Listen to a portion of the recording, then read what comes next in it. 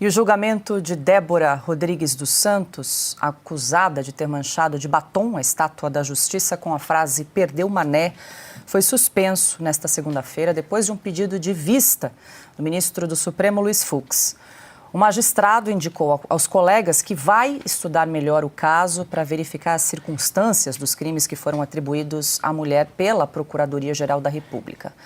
Até o momento, 2 ministros já votaram pela condenação da cabeleireira. Flávio Dino seguiu o voto do relator do caso, o ministro Alexandre de Moraes, que fixou a pena em 14 anos de prisão, inicialmente em regime fechado, além de 30 milhões de reais em danos morais. No voto, Moraes afirma que as provas mostram que Débora dos Santos se aliou ao grupo que planejava um golpe de Estado. Luiz Fux terá até 90 dias para retomar o julgamento no plenário virtual da primeira turma do Supremo Tribunal Federal. Ana, começamos com você. Na sexta-feira nós trouxemos a notícia, de que o relator, ministro Alexandre de Moraes, abriu, os trabalhos do julgamento, condenando então Débora a 14 anos. O ministro Flávio Dino seguiu o entendimento do ministro relator e agora Luiz Fux hoje pediu vista, mais tempo para análise do caso da Débora dos Santos, lembrando que ela segue há 2 anos em prisão preventiva. Ana, agora, como é que a gente pode interpretar, esse gesto do ministro Luiz Fux de pedir mais tempo para análise? Ele tem até 90 dias para depositar o seu voto num caso tão delicado quanto esse, Ana. Então, Paula, é difícil a gente interpretar, a gente imaginar, porque nós poderíamos voltar para a Constituição e dizer, bom, no caso A, o que diz a Constituição, no caso B, no caso C, no caso D, mas não é isso que a gente vive no Brasil.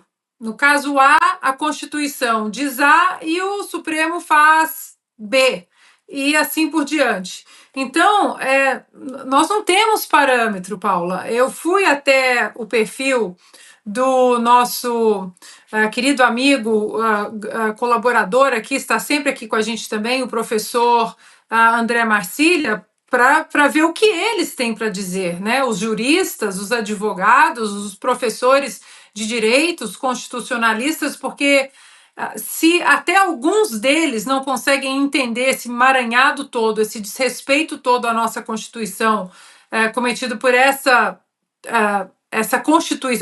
Constituição que eu digo, essa turma do STF, principalmente o Alexandre de Moraes, quiçá a gente que entendeu alguma coisa. E o professor disse o seguinte, ele tuitou hoje o seguinte: não vejo como recuo o pedido de vista do Fux no caso da pichação. Vejo como uma estratégia para tirar o assunto da mídia e o votar depois na sombra. Recuo seria ou será se, em razão da vista, revogassem uma prisão preventiva que já dura 2 anos. A defesa deveria fazer o teste.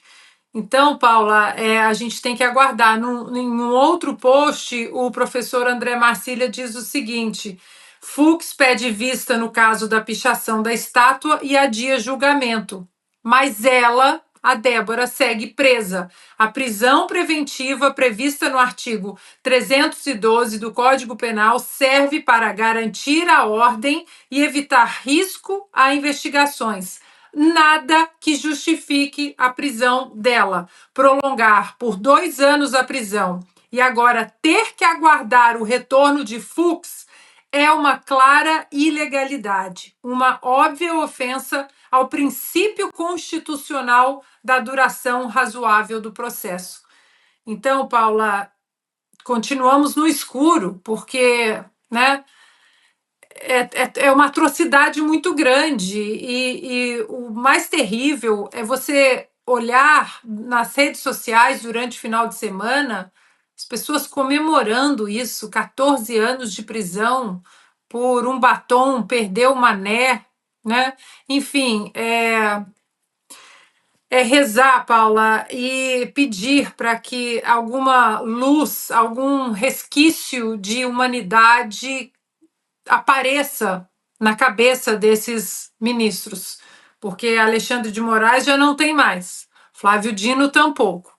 Então, como esses outros ministros vão querer ficar marcados na história? Como carrascos, assim como Alexandre de Moraes, ou eles vão salvar, não a Débora, ou eles vão salvar a nossa Constituição, o nosso ordenamento jurídico?